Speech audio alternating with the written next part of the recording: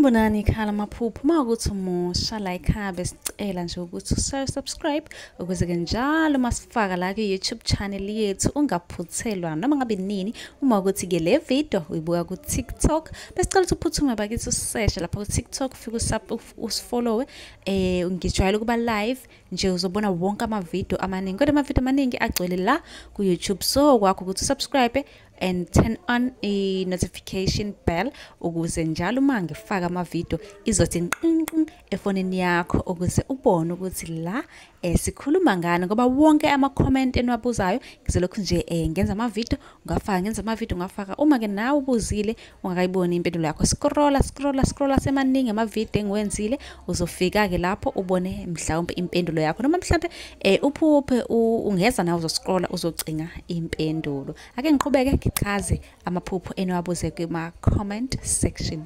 Namuhla ake sikhulume ngezimpawu zokuzalwa wembethe. Baningi ababuzayo ukuthi umuntu ozalwe wembethe umbona kanjani noma uwenza kanjani. Izimpawu zokuzalwa wembethe ingubo ziningi. Ezinye zazo kubala ke ukukhathazeka nomunyu ovele ke ube nawo esithubeni. Kungonakelanga lutho nje. Uphawu lunye ke ukungalungelwa nje izinto. Lapho sekufika isikhathi ke mhlasimpe sokuthi ushade uthola ukuthi akwenzeki. Uma kwenzeke uthole ke unezinkinga emshadweni kube izinkinga zomsebenzi.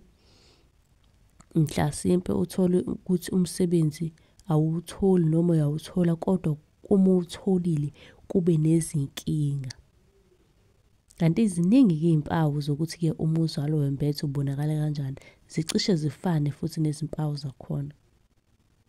Ukungalungelwa izinto, ukuba nezimpawu zokuba yiwele ungelona, ukugula okungajwayelekile, abantu abaqamba amanga bayakutshela nabo ukuthi ke wena uzalwe wembethe.